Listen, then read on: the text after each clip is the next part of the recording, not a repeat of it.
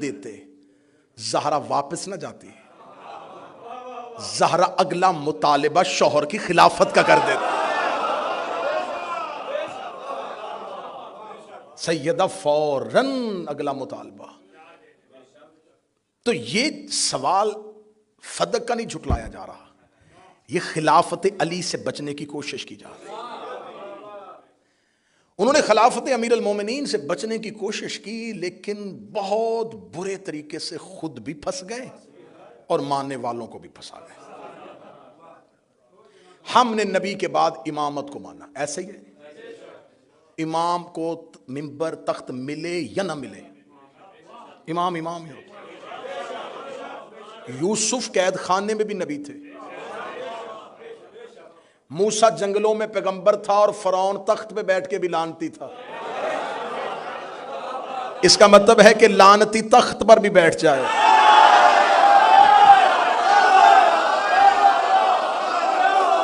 وہ لعنتی ہی رہتا ہے۔ میں نے لعنتی کی بات کی ہے، اور میرا مجمع بہت بڑا لکھا، انہیں پتا ہے کہ میں نے لعنتی ہی کی بات کی ہے۔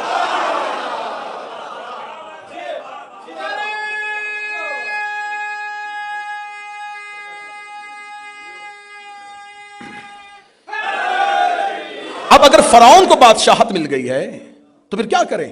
اسے مان لیں؟ نہیں، کوئی مسئلہ نہیں۔ موسیٰ اگر سفروں میں ہے، جنگلوں میں ہے، نبی ہے۔ یوسف قید خانے میں نبی ہے۔ یہ اللہ کے عہدوں کو زمینی عہدوں کی ضرورت نہیں ہوتی، زمین والوں کو ضرورت ہے کہ وہ جس کو اللہ نے عہدہ دیا ہے اسے عزت دیں، اسے زمین میں اقتدار دیں، اسے زمین میں حکومت دیں۔ یہ زمین والوں کا حق ہے، ان کو کوئی پرواہ نہیں ہے کہ ان کو یہ تخت دیں گے تو وہ امام ہوں گے۔ امام میں اور خلیفہ میں کتنا زمین آسمان کا فرق ہے۔ خلیفہ کی جب بیعت نہیں ہوتی تو گھر سے نکلتا ہے تو وہ عام مسلمان ہوتا ہے، عام انسان ہوتا ہے نا، کیونکہ ابھی بیعت ہی نہیں ہوئی۔ ممبر پہ آیا، لوگوں نے بیعت کرنی شروع کی تو وہ خلیفہ بن گئے۔ اس کا مطلب یہ ٹائٹل اس نے نہیں بدلا، لوگوں نے بدلا، کیونکہ خلیفہ بنا ہے لوگوں کی بیعت سے، نہ لوگ بیعت کرتے نہ خلیفہ بنتا۔ گھر سے نکلا تھا تو ایک عام پبلک تھا، لوگوں نے بیعت کر دی، خلیفہ بن گیا۔ امام گھر سے نکلے تب بھی امام ہے، اکیلا مسجد میں نماز پڑھ کے واپس چلا جائے پھر بھی امامت کی۔ ہاں، زمینی صورتحال بدلنے سے عزت اور عہدہ نہیں بدلتا۔ اب فقہ کس نے بتانی تھی؟ امام نے۔ ہم نے رسول اللہ کے بعد سلسلے کو ٹوٹنے نہیں دیا، رسول کے فوراً بعد ہم نے مولا علی کو مان لیا، مولا علی نے ہم تک فقہ پہنچا دی، مولا کے بعد مولا حسن نے پہنچا دی، اس کے بعد مولا حسین۔ ہر دور کا امام فقہ پہنچاتا گیا۔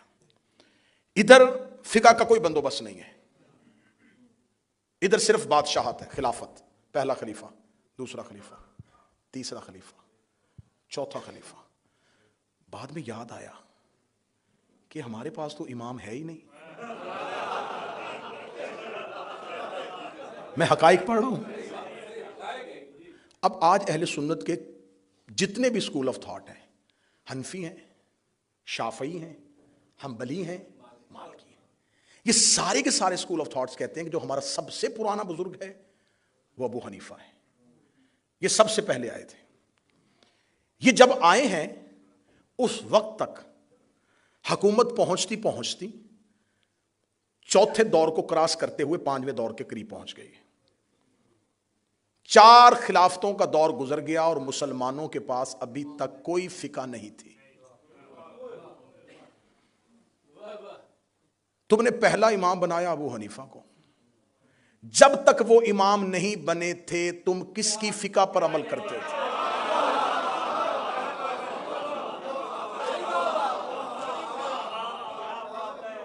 امام ہی کوئی نہیں تھا، کیونکہ پہلے امام تو وہی ہیں۔ جب وہ نہیں تھے کس کی فقہ تھی؟ اگر کسی کی فقہ تھی تو پھر لے کے آئیں کہ اس کے نام سے وہ فقہ ہو۔ فقہ ابو بکر صدیق، فقہ عمر فاروق نہیں، خلافت ابو بکر، خلافت عمر، خلافت عثمان، خلافت معاویہ، خلافتیں ہیں، امامت نہیں۔ اب رسول نے کہا تھا کہ میرے بعد میرے 12 جانشین. سنیں انہوں نے کہا نہیں وہ 12 امام نہیں 12 خلیفہ. ٹھیک ہے بناؤ. بناتے گئے. پہلی 3 خلافتوں کا دور، مولا علی کا دور، حاکم شام آ گیا، مروان آ گیا، مروان کے 4 بیٹے آ گئے، اب عباسی بادشاہ آ گئے. چلتے یہ خلافتیں آتی پھیلتی چلی گئی. رسول نے کہا تھا کہ 12 پہ تعداد رک جائے گی. ہم نے پہلے کے بعد دوسرا، دوسرے کے بعد تیسرا، تیسرے کے بعد چوتھا، چوتھے کے بعد ہم 11 تک پہنچے. 12واں غیبت میں چلا گیا. ہم نے اس کا انتظار کرنا شروع کر دیا. ہم انتظار کر رہے ہیں اور آج تک کر رہے ہیں اور کرتے رہیں گے جب تک وہ ظہور نہیں فرمائیں گے. آپ نے امامت والی لائن نہیں اڈاپٹ کی. آپ نے کہا ہم خلافت والی لائن پہ چلیں گے. آپ چلتے گئے مختلف بادشاہوں کو خلیفہ بناتے آخر تک آپ پہنچ گئے. آپ کے ذہن میں اب کیا کریں؟ اب آپ نے اتنا ڈھیٹ پن کا مظاہرہ کیا کہ آپ کے پاس اب اپنا امام تو تھا کوئی نہیں. آپ نے بھی کہنا شروع کر دیا امام مہدی.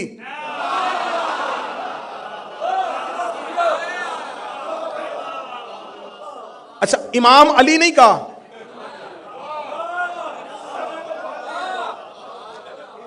پہلی کا چاند بریک ہوتا ہے، کسی کو نظر آتا ہے کسی کو نہیں آتا، لیکن جب 14ویں کا آئے نا،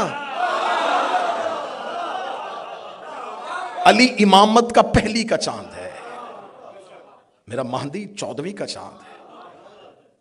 امام علی نہیں کہا. اچھا یہ تمام جگہوں پہ جان بوجھ کے مولا علی کو امام نہیں کہا. حضرت علی امام لفظ آیا ہی نہیں. جب دیکھا نا کدھر خلافت میں یزید آ گئے، امام حسین کہو حضرت حسین. مرضی میں تھوڑے تھوڑے امام کیوں؟ مولا علی کو امام کہا نہیں. جب دیکھا ادھر خلافت میں یزید آ گئے ساتھ ہی نکل کے نہیں امام حسین. اب کہو نا خلیفہ یزید. اب خلافت کی لائن سے نکل کے امامت میں کیوں آ رہے ہو؟ نہیں ہم بھی یزید کو نہیں مانتے. تو کیا کہے گا؟ تو زبان سے نہیں مانتا، تیرا مذہب اسے منوا رہا ہے. اب یزید خلافت میں ایک ایسا بدنما دبا تھا جسے آج بھی مسلمان اپنے کھاتے میں لے ہی نہیں رہے. یہی وجہ ہے کہ پورا سال چھوڑ کے جو ہی محرم آتا ہے ساتھ ہی کہتے ہیں ہم بھی امام حسین کو مانتے ہیں. ہم سبیل لگاتے ہیں، ہم حلیم کی دیگ دیتے ہیں، ہم 8 محرم کو نیاز بانٹتے ہیں. اب امام حسین کے کیمپ میں آنے کی کوشش کی جا رہی ہے کیونکہ اب یزید برداشت نہیں ہو رہا. اب امامت کے کیمپ میں آنے کی کوشش نہیں اب ہم امام حسین کو مانیں گے، ہم بھی امام حسین کو مانتے، ہم بھی امام حسین کو مانتے. اتنی آسانی سے حسین ہم نے بھی نہیں دینا.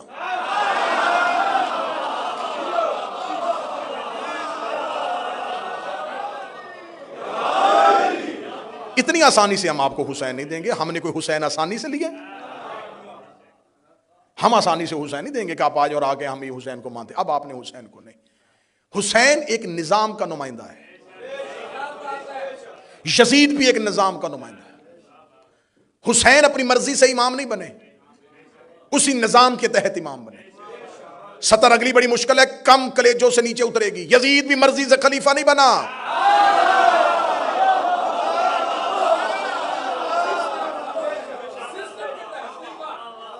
زبردستی آ کے بیٹھ گیا. نہیں، کس نے بنایا تھا؟ ہاں وہ اس کے باپ اس کے لیے وصیت کر کے گئے، آ جاؤ آ جاؤ آ جاؤ آ جاؤ آ جاؤ. باپ وصیت کر کے کہتے باپ کو کس نے بنایا تھا؟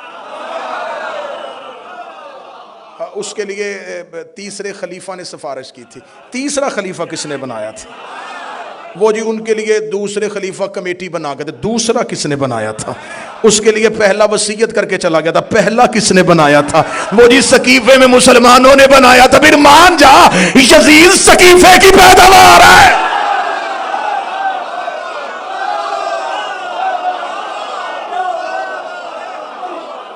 اب آؤ ادھر آؤ، امامت کی طرف آؤ. تم نے حسین کو کیوں مانا؟ اس لیے کہ حسن نے کہا تھا کہ میرا بھائی امام ہے. حسن کو کیوں مانا؟ اس لیے کہ علی نے کہا تھا میرا بیٹا امام ہے. علی کو کیوں مانا؟ اس لیے کہ نبی نے غدیر میں کہا تھا علی امام.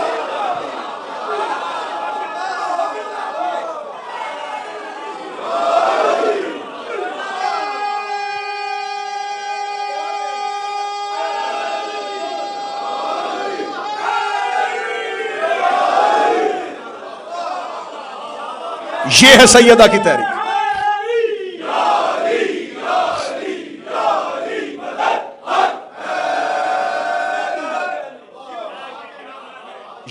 یہ ہے سیدہ کی تحریک. سقیفہ کی سازش کو بے نقاب کیا. یقین کرو اگر سیدہ یوں کھل کے سامنے نہ آتی، آج تک سقیفہ کی خلافت جنگ جمل اور جنگ صفین کی طرح اجتہادی مسئلہ بن جاتی. اجتہادی مسئلہ بن جاتی. ہاں بس ٹھیک ہے اجتہاد ہو گیا تھا. نہیں، سیدہ مخالفت میں آ گئی. سب سے پہلی مخالفت نبی کی بیٹی نے کی. ہمیں کہتے انہیں مان جو، مان جو، مان جو. کیسے ماننے؟ زہرا نے مخالفت کی ہے.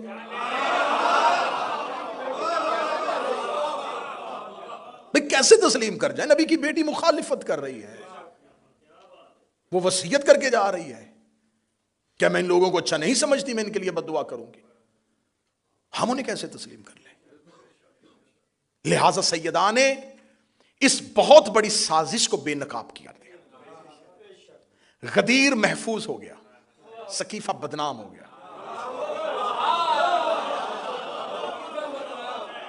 بدنام کر دیا نبی کی بیٹی نے اپنی تحریک کے ساتھ.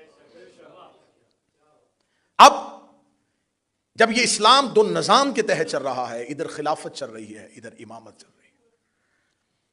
خلافت والے اپنی خلافتیں بانٹتے بانٹتے بانٹتے پہنچتے پہنچتے آپس میں جھگڑے، آپس میں اختلافات. امامت مطمئن ہو کے چل رہی ہے. خلیفہ کے بیٹوں میں جھگڑا ہوا ہے. میرے پاس اب وقت نہیں رہا. بھائی نے بھائی قتل کیا ہے. بیٹے نے باپ کی آنکھوں میں آگ کی سلائیاں دی ہیں. جاؤ جا کے پڑھو عباسی اور اموی بادشاہوں کی اولادوں کا کردار، وہ کیا کیا کرتے رہے.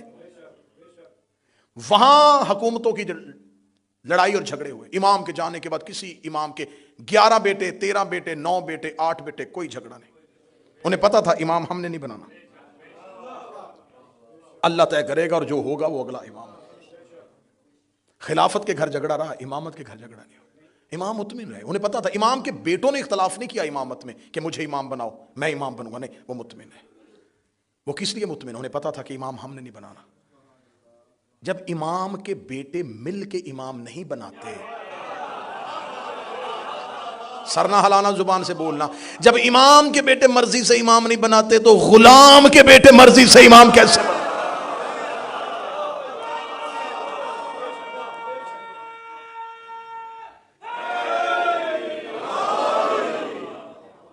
یزید سقیفہ کی تحریک کا ایک مرکزی کردار ہے. سقیفہ کا تراشا ہوا مجسمہ یزید ہے، اور غدیر نے جسے سخنور کیا وہ حسین بنا. خلافت کی عمر اتنی تھوڑی تھی کہ خلافت کو 6 نمبر پہ آ کے یزید جیسی بیماری لگ گئی. غدیر کی عمر اتنی طویل تھی، اس پر 30 نمبر پہ آ کے حسین جیسا پھول کھل گیا. اب یزید حسین سے بیعت نہیں مانگ رہا تھا، سقیفہ پھر غدیر سے بیعت مانگ رہا. حسین کربلا میں آئے، لشکر نہیں ٹکرا رہے، دو نظام آپس میں ٹکرا رہے. غدیر نے سقیفہ کی حکومتوں کا بت ہمیشہ کے لیے توڑ دیا. امامت چلتی چلتی چلتی چلتی 12ویں پہ آ کے رک گئی، اور خلافت اپنی ہی گلیوں میں کہیں گم ہو گئی. 53 اسلامی ملک ہیں، کسی کو نہیں پتا کہ اولی الامر کون ہے. آتی اللہ و آتی رسول و اولی الامر منکم، اطاعت کرو اللہ کی اور اس کے رسول کی اور اولی الامر کی. اولی الامر کون؟ وقت کا بادشاہ. تو اسلامی ممالک تو اسلامی کنٹریز تو بہت زیادہ ہیں. کس ملک کا بادشاہ اولی الامر ہے؟ حضرت محمد بن سلمان اولی الامر ہیں، یا حضرت شہباز شریف اولی الامر ہیں؟ کون اولی الامر ہے؟ آپ کے تو اولی الامر بہت زیادہ ہو گئے، ہم تو اطمینان سے بیٹھے. کس سے چھینی تھی؟ نبوت کے بعد عہدہ چھینا تھا نا. اب آ جاؤ، इंतजार करो एक वक्त का, हम भी कर रहे हैं। उस वक्त में आ जाएगा इमामत का नुमाइंदा भी, और इमामत का नुमाइंदा जब जमीन पे उतरेगा तो एक नबुव्वत को भी जमीन पर उतार दिया जाएगा। मैं तहरीक सैयदा के आखिरी जुमले पढ़ने लगा हूं। जब वक्त नमाज होगा तो यह पहला जुमला है जो इमाम के ज़हूर के बाद जमीन पे गूंजेगा। इमाम जमीन पे आएंगे, अजान दे दी जाएगी, अजान देने के बाद लोग सफ़े बांध देंगे, सरकार वलीउल असर के पीछे नमाज बाजमात होना शुरू हो जाएगी, या पिछली सफ़ में आके ईसा इब्ने मरियम खड़ा हो जाएगा। ऐन वक्त नमाज के मौका पर ज़हरा का बेटा एक नज़र पीछे मरियम के बेटे को देखेगा और देख के कहेगा तक़द्दम इब्न मरियम, मरियम का बेटा आगे बढ़, मुसल्ले पे आ। ईसा काम के कहेगा मेरी जुर्रत ही क्या है, मैं ज़हरा के बेटे को नमाज पढ़ाऊँ, मैं ज़हरा के बेटे को नमाज पढ़ाऊँ, मैं ज़हरा के बेटे को नमाज पढ़ाऊं। ए मेरे वक्त का इमाम, तू फातिह खैबर का बेटा है, तू हुसैन जैसे सैयदुल शुहदा का बेटा है, तू ज़ैनुल आबिदीन जैसे ज़ैनुल अबा का बेटा है, तू मोहम्मद बाकिर का बेटा है, तू जाफर सादी का बेटा है। तुझे कहना चाहिए था कि कैसे हो सकता है कि हैदर करार का बेटा पीछे खड़ा हो, कैसे हो सकता है हुसैन का बेटा पीछे खड़ा हो। ये क्यों कहा कि ज़हरा का बेटा आगे खड़ा होगा? मेरा बारवां ज़माने में आके पहला अकीदा देगा, आए अपने अकीदे दुरुस्त करो। जिस ज़हरा का आखिरी बेटा ईसा जैसे नबी के पीछे नहीं पड़ता, उसका बाप मोहम्मद किसी बुत परस्त के पीछे।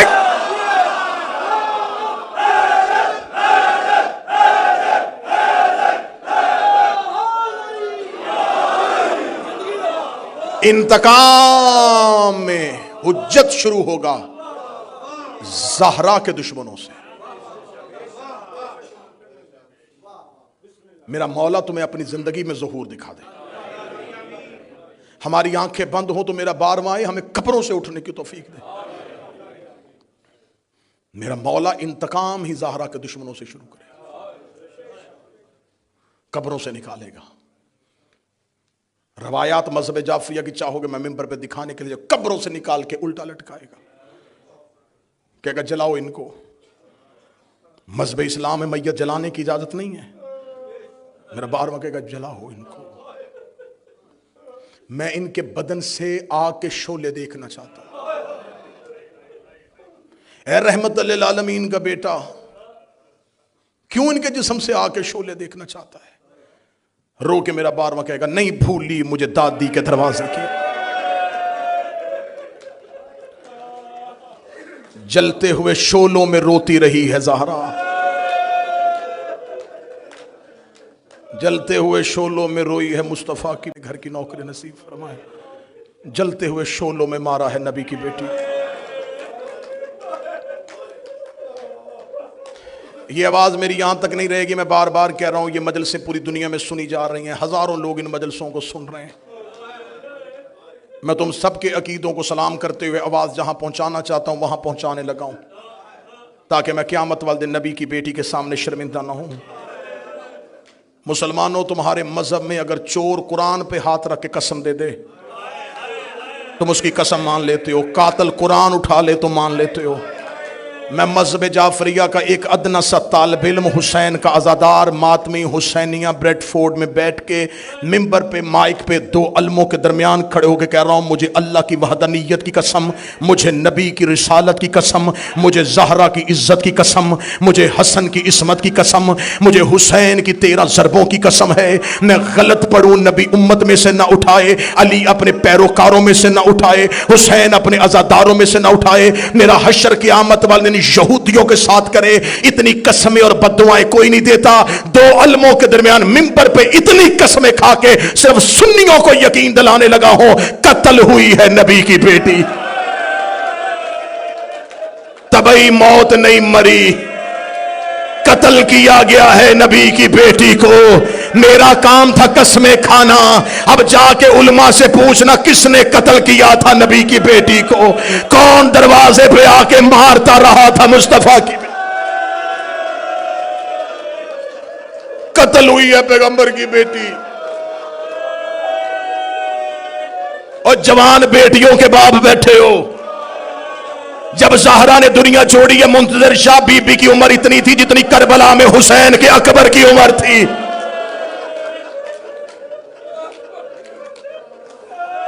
جس کی چھوٹی اولاد ہے مجھے بول کے گواہی دینا.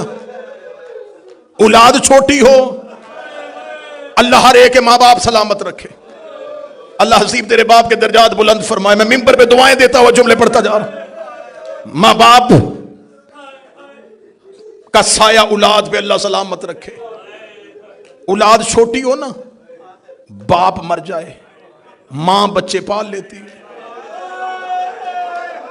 اللہ نہ کرے کوئی اولاد چھوٹی ہو اور ماں مر جائے، پھر باپ سے بچے پالے نہیں جاتے. اولاد چھوٹی ہو اور ماں بیمار ہو نا، کوئی پوچھنے کے لیے آئے تو رو رو کے کہتی ہے مجھے زندگی سے محبت نہیں ہے، لیکن دعا کرو اللہ مجھے صحت دے دے، میرے بچے بڑے چھوٹے ہیں. بچے چھوٹے ہوں تو ماں کو موت سے ڈر لگتا ہے. ماں رو رو کے کہتی ہے میں نہ مروں، میری بیٹیاں بڑی چھوٹی ہیں، میرے مرنے کے بعد میرے بچے رل جائیں گے. ہر ماں کی حسرت ہوتی ہے میں بیٹوں کے چہرے دیکھو، میں بیٹیاں عزت کے ساتھ گھر بھیجو. پردے میں میری بہنیں بیٹیوں کے لیے دعا کر رہا ہوں اللہ تمہیں اولاد کے سر پہ سلامت رکھے. ماں کینسر کی مریضہ بھی ہو، اسے موت سے ڈر لگتا ہے کہ میرے بچے بڑے چھوٹے ہیں. زہرا کی اولاد چھوٹی تھی اور بابے کی قبر پہ اگر بابا میں مرنا چاہتی ہوں، بابا اب زہرا کو موت دے دے، بابا انہوں نے مجھے بڑا ستایا. منہ سے موت مانگی ہے نبی کی بیٹی. آج ہم سے کہتے ہیں ان کی عزت کریں. خدا نے جتنے عدد خلق کیے اتنی دفعہ ان پہ لعنت. رلایا ہے انہوں نے نبی کی بیٹی کو. کل میں نے پڑھ دیا زخم محمد کی بیٹی کے.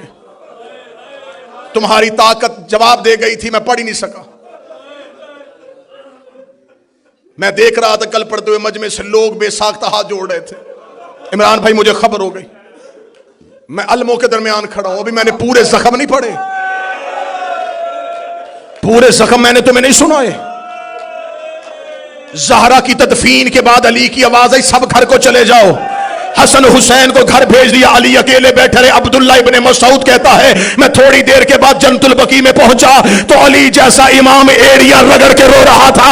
عبداللہ ابن مسعود کہتا میں نے پہلی بار علی کو بچوں کی طرح روتے دیکھا. میں نے علی کے پاؤں تھامے، میں نے رو کے کہا یا علی ایسے کیوں رو رہے ہیں؟ رو کے دے عبداللہ میرے گلے میں باہیں ڈال، مجھ سے مدینے میں کوئی درد نہیں سن رہا. میں بیٹوں کے سامنے رو نہیں سکتا، میں بچیوں کے سامنے رو نہیں سکتا. عبداللہ جب میں زہرا کو غسل دے رہا تھا، زہرا کی پسلیاں ٹوٹی ہوئی تھی، زہرا کی پسلیاں شہید ہو چکی تھی. کتنی زخمی تھی محمد کی بیٹی، کتنی زخمی تھی محمد کی بیٹی. اور شیعو ہم تمہارے ڈر سے نبی کی بیٹی کے درد نہیں پڑتے. برداشت کرو تو سینے پہ ہاتھ رکھنا. میں جملہ پڑھوں، دروازہ جلنے سے لے کے شہادت کی رات تک زہرا بیٹوں سے چہرہ چھپاتی رہی، رو رو کے کہتی رہی ہے میرا چہرہ نہ دیکھنا. ایک دن آ کے حسن نے کہا تھا اماں چہرہ کیوں چھپاتی ہیں؟ رو کے کہا جب میں مر جاؤں میرے کفن کے بند کھول لینا. شہادت کی رات حسن ماں کے جنازے پہ آئے، حسن نے بی بی کے کفن کے بند کھولے. حسن نے دروازے سے بابے کی تلوار نکالی. حسین کی آواز آئی حسن کہاں جا رہا ہے؟ رو کے کہا بدلہ لینے جا رہا ہوں. رو کے کہا اب کیوں لینے جا رہا ہے؟ کہ لگا میں نے اماں کا کفن ہٹایا ہے، میری ماں کے چہرے پہ تماچوں کے نشانے، اور جیسے سکینہ زخمی ہوئی تھی.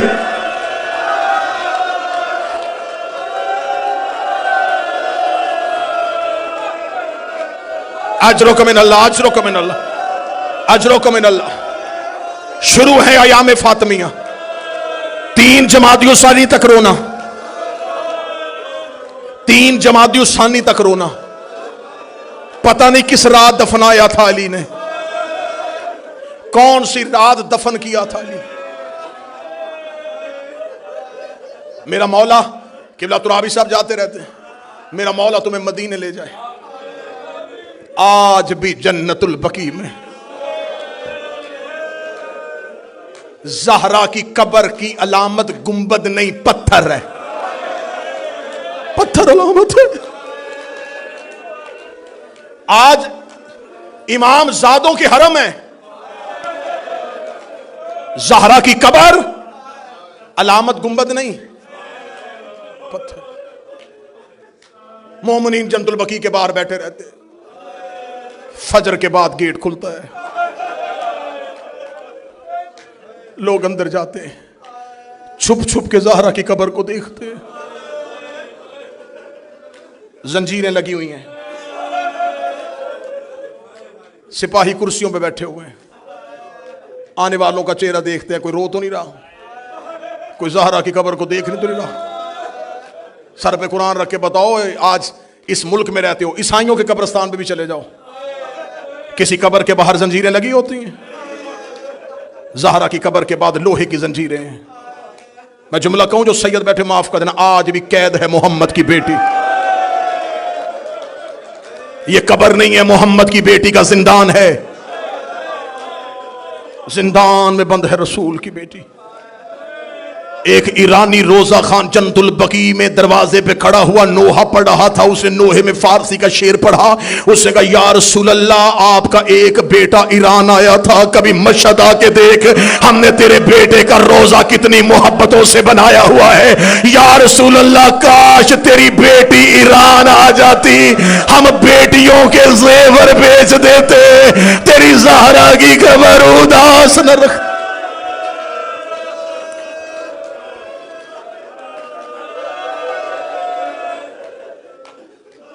آج بھی جنت البقیع میں اداسی۔ محسن نقوی شہید نے کہا تھا اے خاک مدینہ تیرے ذروں میں ابھی تک ہم بنت پیغمبر کی لحد ڈھونڈ رہے ہیں۔ آدھی رات کو چھپا کے آ گئے علی بطول کو۔ کل میں نے پڑھ دیے تھے زہرا کے جتنے زخم تم برداشت کر سکتے تھے، آج سیدہ کا اٹھتا ہوا جنازہ سننا۔ دروازہ جل چکا تھا، میں نے وعدہ کیا تھا میں بی بی کے پورے درد پڑھوں گا، ہم تمہیں ممبر سے بتاتے ہیں کہ صرف دروازہ جلا۔ المب کی ضمانت، میرے لفظوں پہ یقین کر لینا، صرف دروازہ نہیں جلایا، انہوں نے خانہ نبوت کی چھت توڑی، انہوں نے نبی کے گھر کی دیواریں توڑی۔ اگر یہ روایت پڑھنی ہو تو دعائے ثنا میں یہ قریش پڑھنا۔ علی محراب میں کہتے تھے اللہ لعنت کرے جنہوں نے خانہ نبوت کی چھت کو پھاڑ ڈالا، جنہوں نے اس کی دیواروں کو منہدم کر دیا، جنہوں نے اس گھر کی چھت کو زمین سے ملا دیا۔ صرف دروازہ نہیں جلا، دیواریں ٹوٹ گئیں، چھت گر گئی، ایک خستہ ٹوٹا اور جلا ہوا گھر جس میں ایک زخمی ماں اپنی چادر کے نیچے اپنی دو بیٹیاں چھپا کے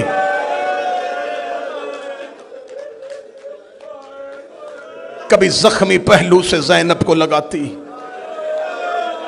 کبھی زخمی ہاتھ سے حسین کا چہرہ چومتی۔ یہ زہرا کی راتیں نہیں تھی، یہ ایک ایک لمحہ زہرا کی مصیبت کا تھا۔ جب علی کو لے کے یہ مدینے کے بازار میں گئے، کتب معتبرہ کہتی ہیں کہ سیدہ اپنے سر پہ نبی کا کرتا لے کے اور ایک ہے نبی کا امامہ سر پہ رکھ کے زخمی زہرا بازار میں آئی، آواز دے گا اگر تم نے علی کے گلے سے رسی نہ نکال لی میں سر کے بال کھول کے بددعا کروں گی۔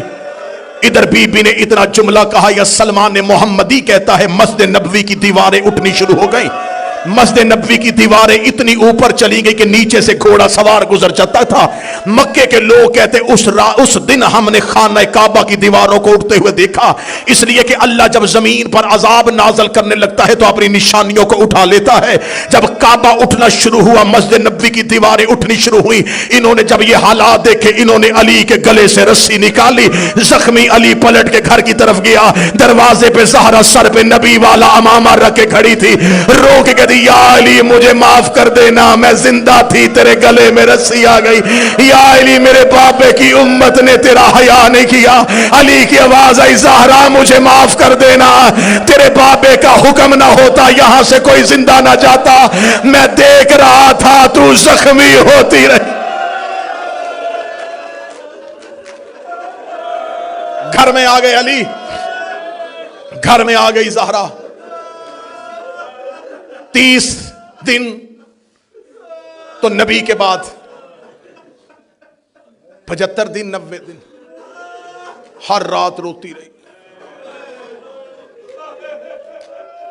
آخری رات آ گئی، میں نے درمیان والے سارے درد چھوڑ دیے، رو کے کہی یا علی میری کچھ وصیتیں، 17 یا ایک روایت 19 وصیتیں کی بی بی۔ یہ وصیت نہیں ہے، شیعہ قوم کے لیے ایک ایک جملہ موت ہے۔ یا علی یا علی میری پہلی وصیت میرے جنازے کا اعلان نہ کرنا، یا علی مجھے رات کی تاریکی میں دفنا دینا، یا علی یہ نام جو میں بتا رہی ہوں اگر یہ آئیں بھی انہیں بزور شمشیر روکنا، انہیں میرے جنازے پہ نہ آنے دینا۔ یا علی میرا جنازہ کھلی چارپائی پہ نہیں، یا علی میرے لیے بند تابوت بنانا۔ مدینے میں جناب زہرا کے جنازے سے پہلے تابوت نہیں اٹھتا تھا، لوگ چارپائیوں پہ جنازے اٹھاتے تھے، کھجوروں کے پتوں پہ جنازے اٹھتے تھے۔ پہلی بار بی بی نے جناب ام ایمن سے کہا تھا، شرم آتی ہے عورت کو کھلی چارپائی پہ لے جایا جائے۔ ام ایمن نے کہا رسول کی بیٹی، حبش کے لوگوں کا میں نے ایک طریقہ دیکھا ہے، وہ میت کو ڈھانپتے ہیں، کیسے؟ کمان کی طرح کھجوروں کی شاخیں لگاتے ہیں، اس کے اوپر کھجوروں کے پتے رکھ دیتے ہیں، یہ تابوت بنتا ہے۔ بی بی کہتی ام ایمن مجھے بنا کے دکھا۔ ام ایمن نے بنایا، فرمایا جب میں مر جاؤں نا علی کو ایسا تابوت بنا کے دینا۔ بی بی نے وصیت میں کہا یا علی میں نے ام ایمن کو بتا دیا ہے میرا جنازہ بند تابوت میں اٹھانا۔ یا علی خاموشی سے میرا جنازہ لے کے چلے جانا۔ یا علی میرے بعد بنی کلابیہ مستور جس کا نام فاطمہ، اس سے شادی کرنا۔ یا علی اس کے بدن سے ایک بچہ پیدا ہوگا اس کا نام عباس رکھنا۔ یا علی جب عباس دنیا میں آئے اس کے بازو چوم کے کہنا اماں فاطمہ سلام کہتی تھی۔ یا علی میرے بعد اگر کوئی فدق دے تو میرے عباس کی اولاد کا حصہ رکھ لینا۔ یا علی میرے حسین کو رات کو پیاس بڑی لگتی ہے اس کے پانی کا خیال رکھنا۔ یا علی میری زینب پردے کی بڑی عادی ہے، کوشش کرنا دن کی روشنی میں گھر نہ آنا۔ زہرا وصیتیں کرتی رہی، علی روتے رہے، زہرا وصیتیں کرتی رہی۔